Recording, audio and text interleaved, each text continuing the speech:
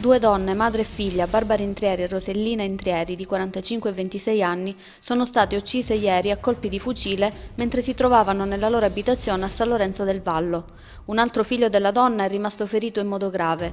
Secondo gli investigatori, il duplice omicidio è una vendetta per il delitto di Domenico Presta, il ragazzo di 22 anni, figlio del latitante Franco, ucciso il 17 gennaio scorso a Spezzano Albanese dal commerciante Aldo De Marco. Le vittime erano rispettivamente la cognata ed i nipoti di De Marco.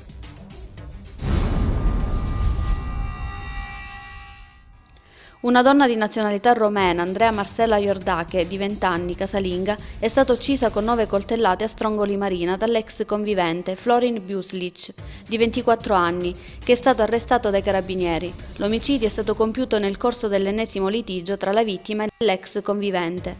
Quest'ultimo, che non accettava la separazione dalla connazionale, dalla quale aveva avuto 2 figli, ha afferrato un coltello da caccia con una lama da 18 cm ed ha colpito la donna 8 volte al torace ed una alla gola. I particolari sono stati forniti in una conferenza presso il comando provinciale dei carabinieri dal procuratore Raffaele Mazzotta e dal colonnello Francesco Iacono.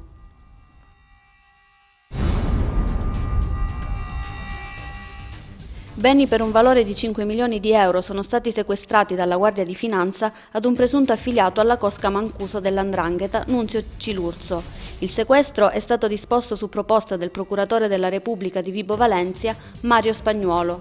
I beni sequestrati consistono in somme di denaro depositate su conti correnti bancari ed alcuni immobili ritenuti provento delle attività illecite che sarebbero state svolte da Cilurzo, che è stato coinvolto nell'operazione Odissea condotta nel 2006 contro la cosca Mancuso.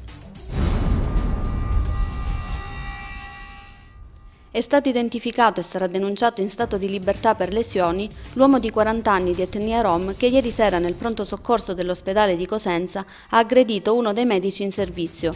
L'uomo, secondo la ricostruzione della polizia, ha colpito il medico con un pugno all'addome. Il medico si è poi fatto visitare dai suoi colleghi che lo hanno giudicato guaribile in 20 giorni.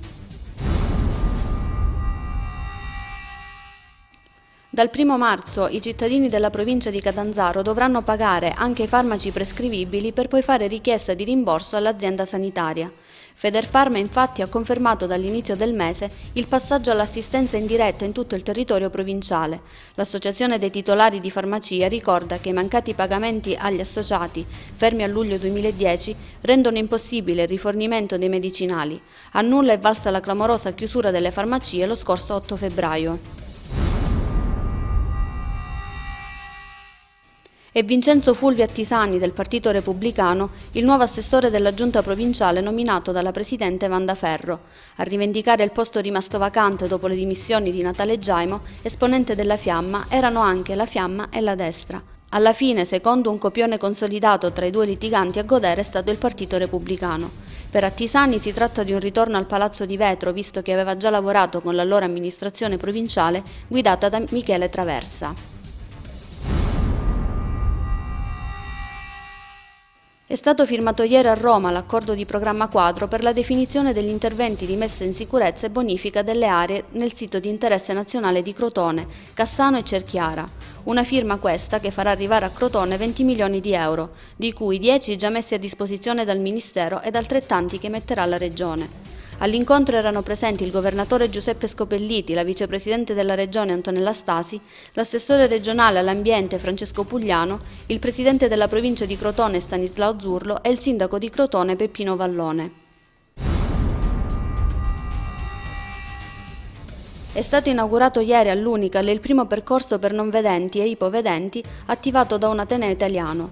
Quello presentato è la prima parte del percorso, un tracciato lungo circa 1,5 km e si estende dalle pensiline presso le fermate degli autobus, per tutto il ponte carrabile con accesso ai vari cubi e alle aule in essi presenti, fino al cubo 46B. Arriva inoltre fino alla segreteria studenti, l'aula magna, il centro linguistico, la mensa Martinson, la biblioteca, la banca e lo University Club.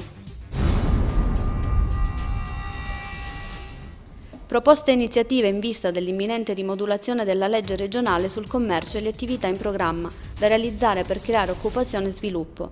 Questi temi alla base dell'incontro tra l'assessore alle attività produttive della regione Antonio Caridi e il gruppo dei giovani imprenditori di Confcommercio Catanzaro. La tavola rotonda si è svolta nella sala conferenze di Confcommercio. È stata l'occasione per il gruppo giovani di presentare il progetto Premi l'acceleratore e la proposta di istituire un fondo unico per il commercio.